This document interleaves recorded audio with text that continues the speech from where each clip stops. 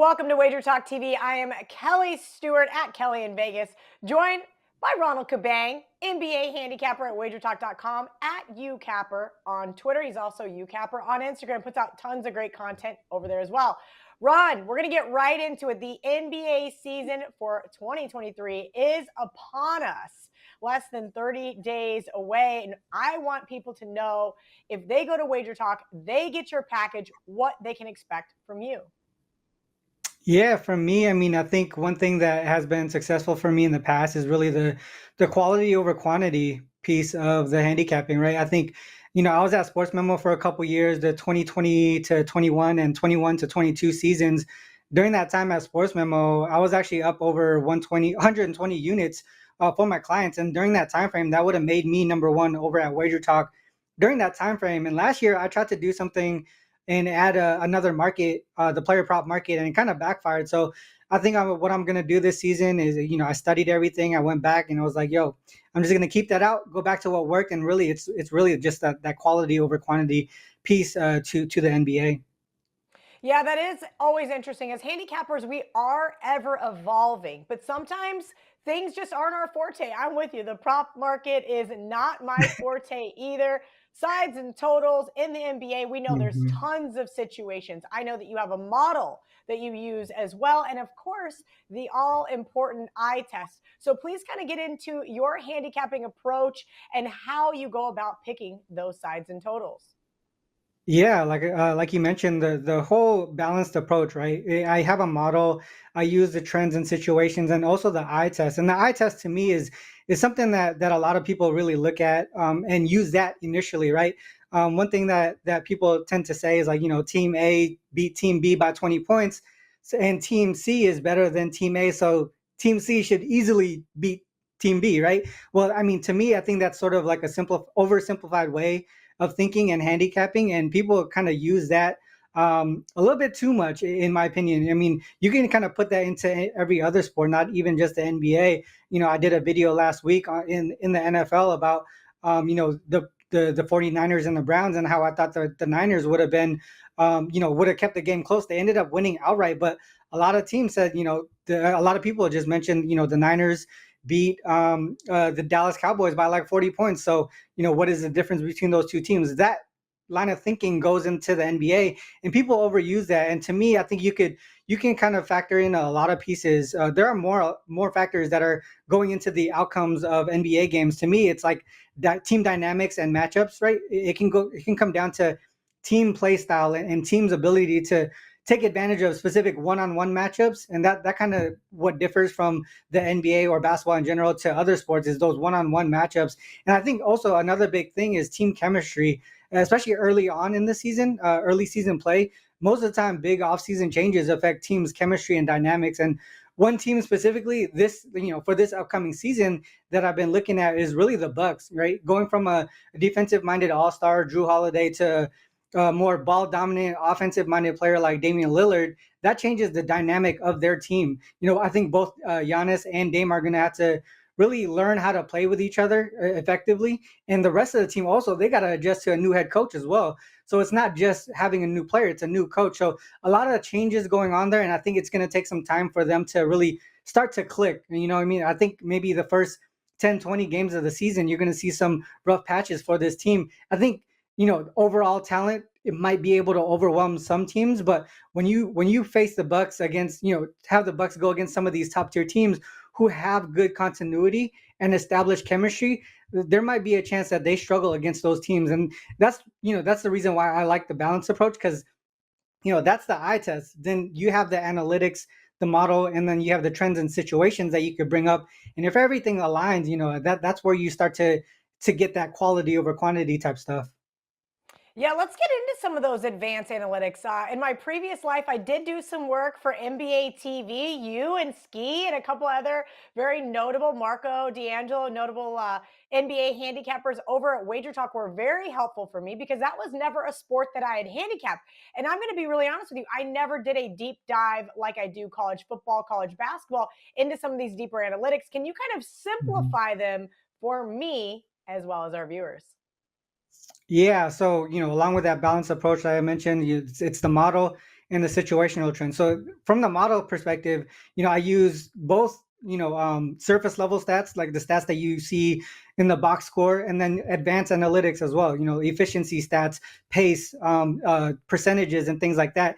And with my model, what happens is I create values for specific statistical interactions. So, for example, like how much value is in Team A's ability to score in the paint versus Team B's ability to defend the paint, right? But not only that, how does each team's offensive and defensive rebounding efficiency affect the points in the paint matchup as well? So what I do with my model is basically create those values. It took a long time, to be honest, to put it to where I like where it's been pretty efficient, to where I trust the model. So basically that's what the model does. It looks at different stats, affect how each stat affects each other, and then helps project a score so I can try and find some value against the line and the total. All right, if you are interested in getting Ron's NBA season package, right now, $2.08 per day. Ron is known for his NBA, as we mentioned, #1 across both Wager Talk and Sports Memo over the last 2 seasons, 122.6 units of profit for his clients during that time.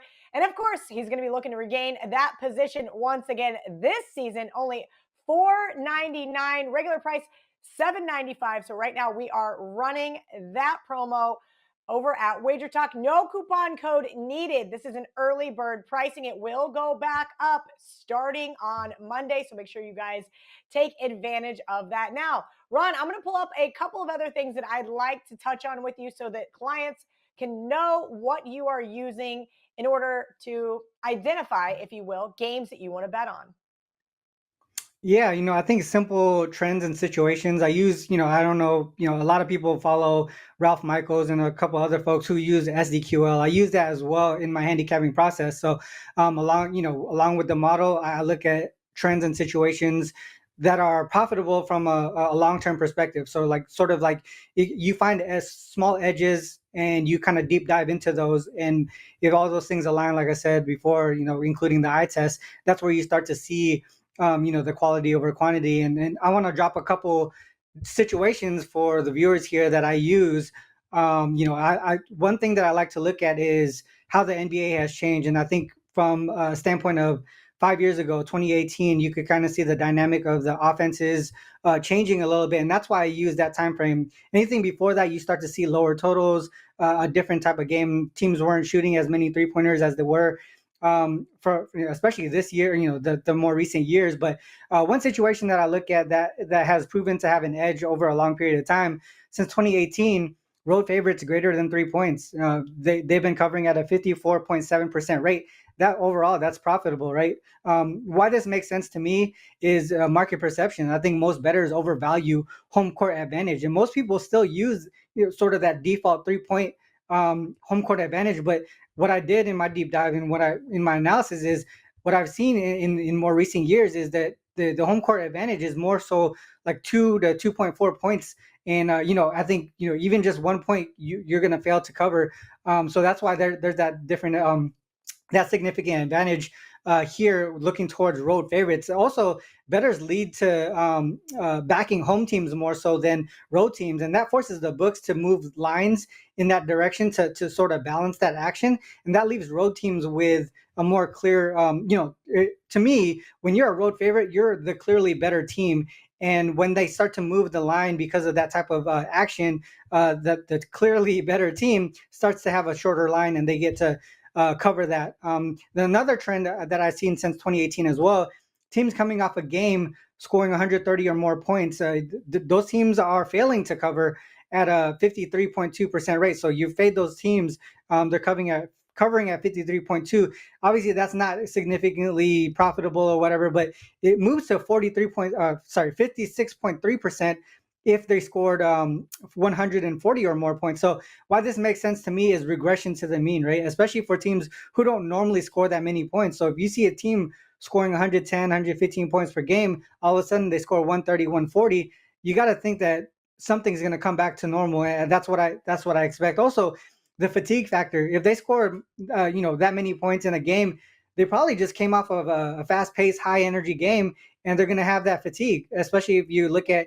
them going from a home to a road game or road to home, anything that involves travel and less rest as well. So the other thing too, obviously a team coming off a 130, 140 point game, your opponent's going to have to make adjustments, and they're going to see things, and they're going to make those adjustments for that next game, and that really leads to being able to take advantage of a market that's been overreacted because they scored so many points in that previous game. Yeah, the last thing I wanted to ask you about, because I feel like this is a very Joe Public recreational better thing to do. We're sitting there, comes across the ticker, a big name player is out. Giannis, Yeah, LeBron, Jimmy, whoever, right? yeah. And everybody rushes to grab their phone to put in that bet. And I think that it's kind of you're a little too late to the party, right? And I think Mhm. that's something that we see more often than not. So, can you touch on injuries or last minute load management? We know Coach Pop was famous for that. Any kind of thing like Mhm. that in terms of your handicapping perspective? Yeah, I mean, for me personally, what I did was, a highlight on each team. You already know who the key players are, right? You have the ability to know which players may have load management situations. Obviously, injuries you can't kind of predict those, but those happen. But you can create values for them prior to the season, right? You could create values. So if Jokic is out, he's going to be this many points off of the line, and you could see before or after the line changes, does that meet the criteria of making a play on a like, fading them or playing on them? But for the most part, I think one thing that happens is the psychological piece, and I think, from a psychological standpoint, and players like Draymond has put this. He's been pretty vocal about this as well, like in interviews and post game interviews and all that stuff. But when opponents don't have their best player available, teams like the Warriors, they get a little bit too lax, especially early part of games as well. So those are things that you got to think about. How do they go into them psychologically because the opponent's best player is not on the court.